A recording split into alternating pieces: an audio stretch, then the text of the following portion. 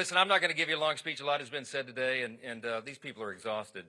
A couple of us quite literally haven't slept in 2 days, so I'm a danger to myself and others right now. I'm not going to speak off the cuff. I'll just say this. I mean, many of you have asked me this question in the hall over the last couple of days. But when it looked like that we might actually deliver this thing, particularly this morning, how did you know? I mean, what kept you going? Why did you think this was possible?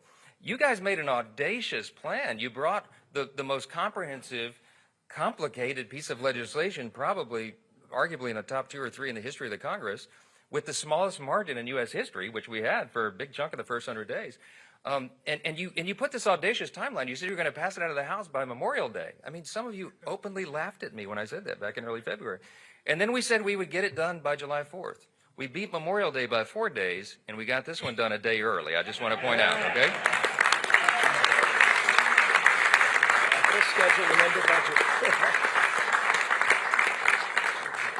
So the question was, I mean, like, why? Why did you do that? Why did you think that was possible? Because it sums up. I would sum it up with one word. It's belief.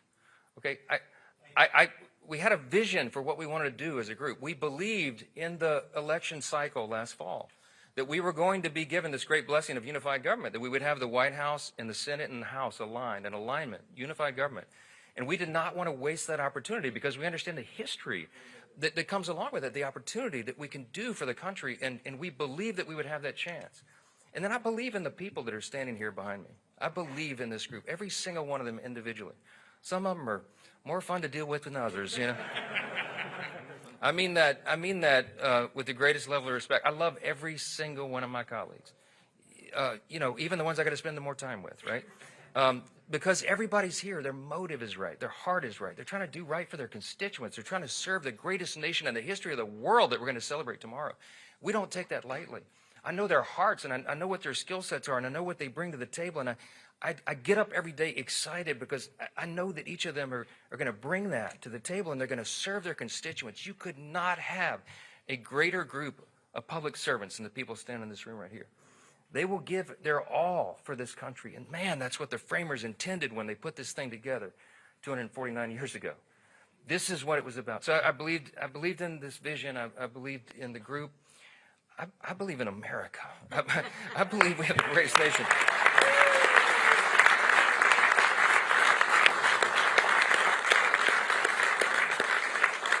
I'm going to say this very simply, and everybody here would articulate it in their own way. We had a tough 4 years before this last election cycle. America we were in deep trouble.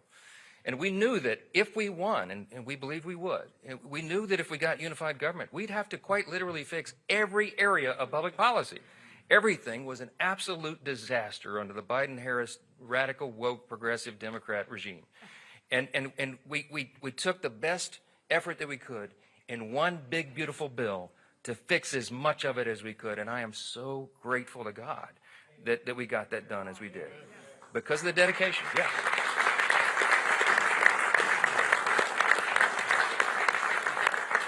Lastly, it's no secret, I do believe in God. I believe in that motto that I referenced in the floor speech a little while ago. I believe that is what has made our nation the greatest in the history of the world. And some people shake their heads and they think that's old-fashioned or something. That is a fact.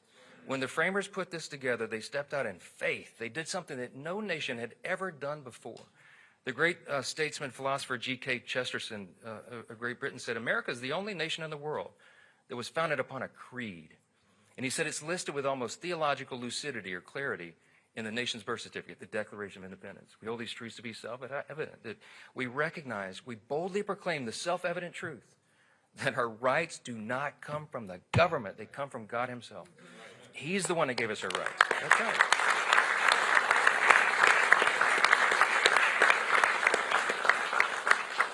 Abraham Lincoln said in the Gettysburg Address, we are dedicated to this proposition, to one nation, under God. A government of the people, by the people, for the people, shall not perish from the earth.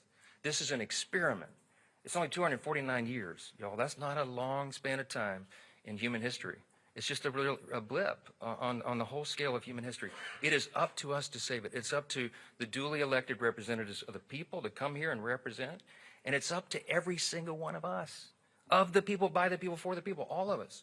So you got to be engaged, and we got to pass this along to the next generation. Reagan reminded us, freedom's not inherited in the bloodstream.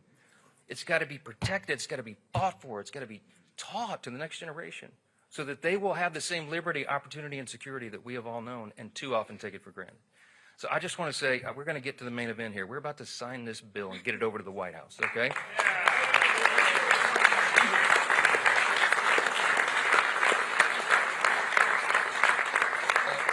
Some of these men and women have got to go catch flights and stuff. So we're going to sign this real quick, and I'll take a few questions. But I just want to say this: do not take for granted what we have been given. This grand experiment in self-governance. We can preserve it, but we got to do it all together. God bless you. Thanks for being here. Appreciate it.